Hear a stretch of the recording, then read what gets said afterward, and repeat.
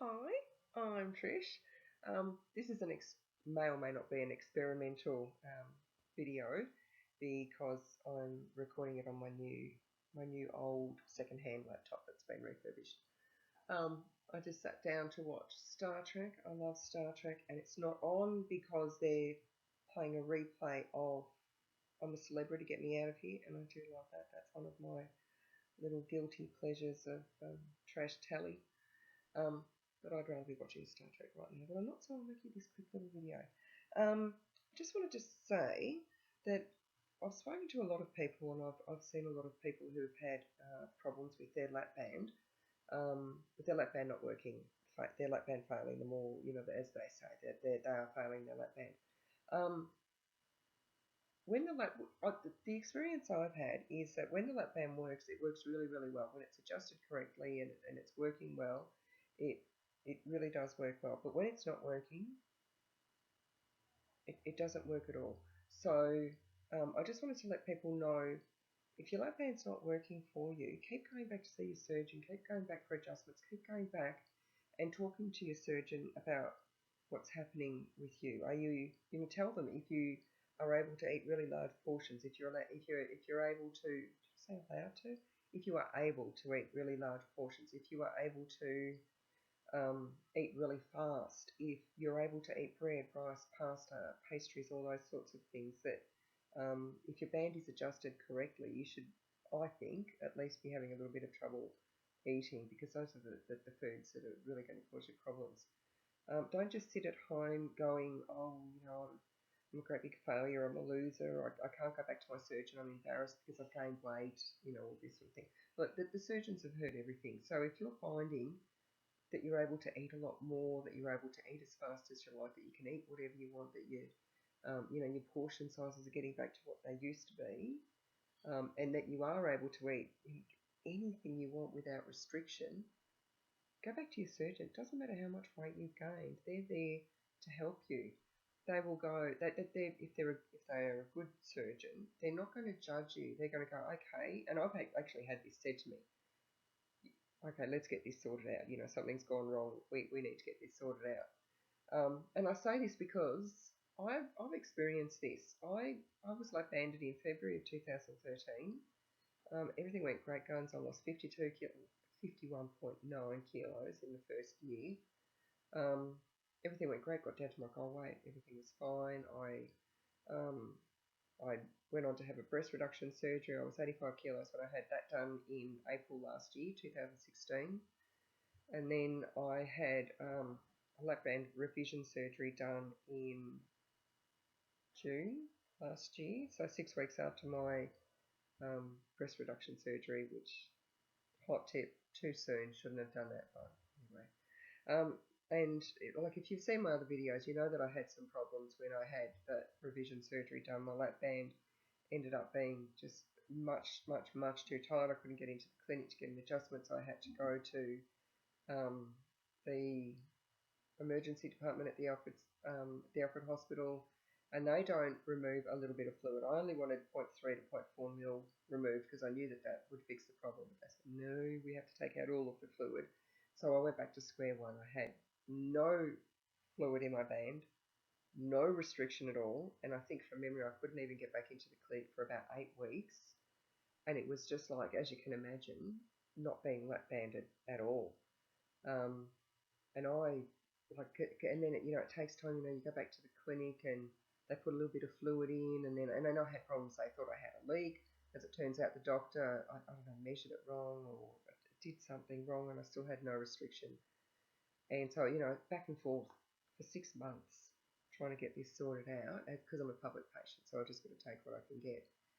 And eventually, around about the end of December, early January, finally got enough fill-in, learned that I didn't have a leak, finally got some restriction back, and I swear, and those of you who have been lap banded, particularly who have been lap banded, had good restriction, good weight loss, then had problems, had no restriction, they'll probably agree with me that it's like they put one band around the top of your stomach and one band around your brain, because it even changes how you think about food.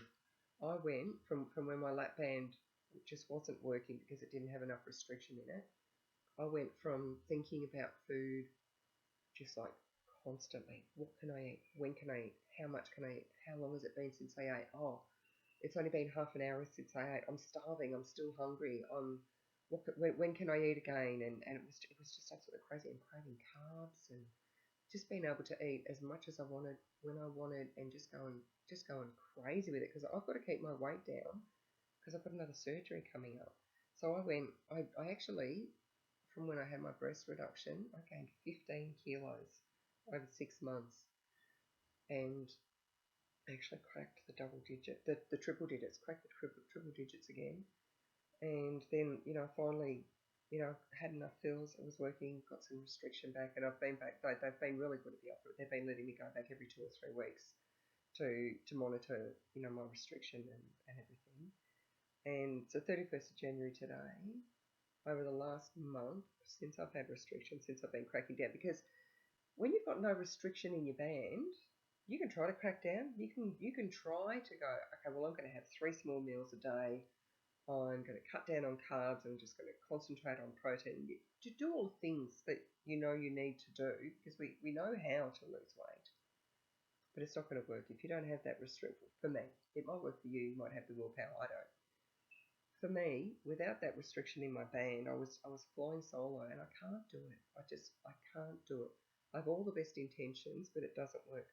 As soon as I got that restriction back, I'm having 2 meals a day now, and I am a bit hungry, but it's not unbearable. I can cope with it, and I'm not constantly thinking about what can I eat, when can I eat, how much of it can I eat, and I've lost 9 kilos in the last month.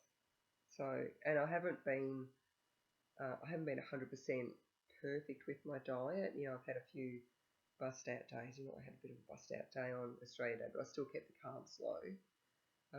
So yeah, 9 kilos in a month when just because my band is properly adjusted now. For 6 months prior to that, I gained 15 kilos. So there's a difference. Now, a lot of people say, oh yeah, you got lap band, and you're taking the easy way out. No, you still have to work with it.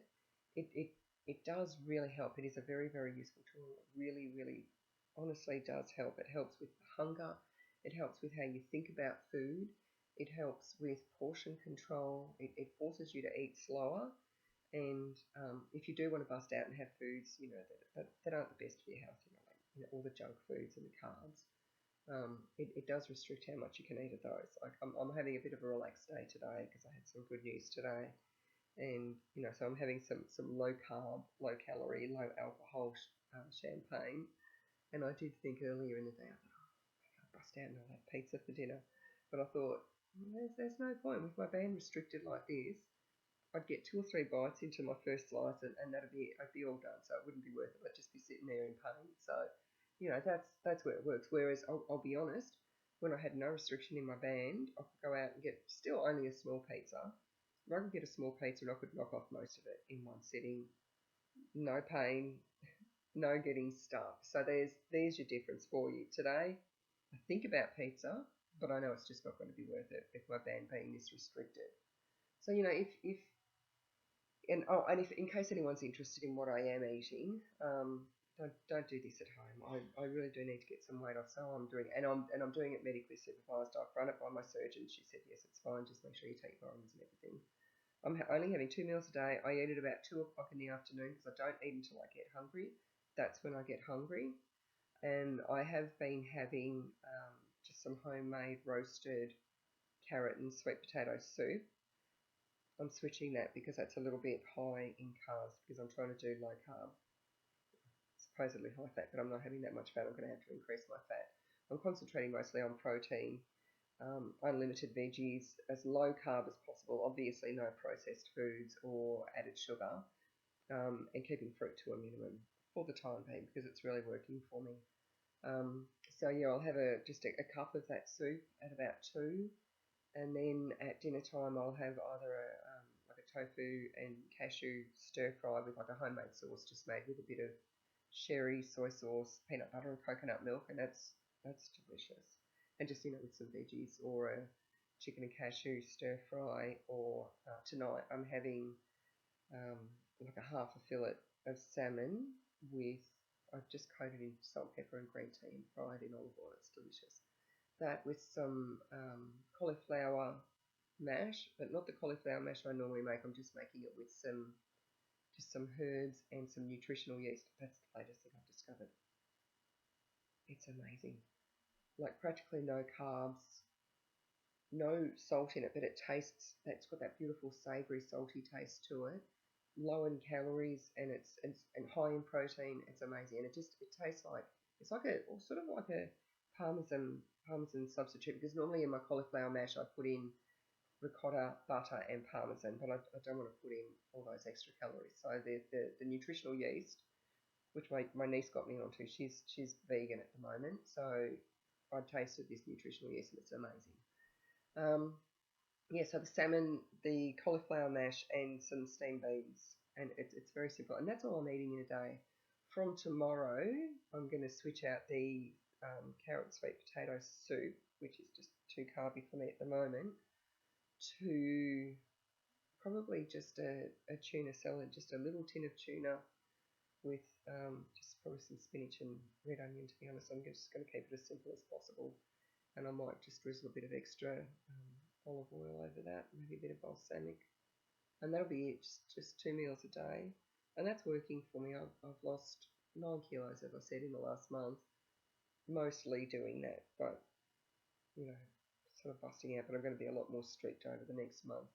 Now, I also want to say this isn't my forever after diet. This is just a means to an end to get a surgery that I need. This is what I need to do because I need to get some weight off. So I'll do this for the next month, and then while I'm waiting for the surgery, I'll maintain. I'll probably be down to about 82 kilos by then, which will give me a bit of a buffer. I don't want to lose too much weight because I'm probably just going to regain it after the surgery, being completely honest, because I can't maintain a weight that low. I don't like being that low in weight. I don't know if you can see me. I probably look a little bit fat the way I'm sitting, but I don't know. I can see my collarbones here.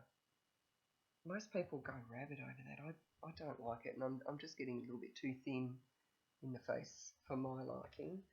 But yeah, what am I at? 90.9 kilos. It was an exciting day today because I got down into the 90 point somethings. I estimated 3 days I'll be back into the 89s or the 80s. So, but yeah, I won't be doing this forever. As much as I like the low carb, high fat, concentrating on protein, it doesn't work for me long term because I really do like my carbs. So, just wanted to let everyone know, if your lap band's not working, go back and see your surgeon, and they will adjust you for. You might have to go back. But when your lap band works, it works. When it doesn't, it doesn't.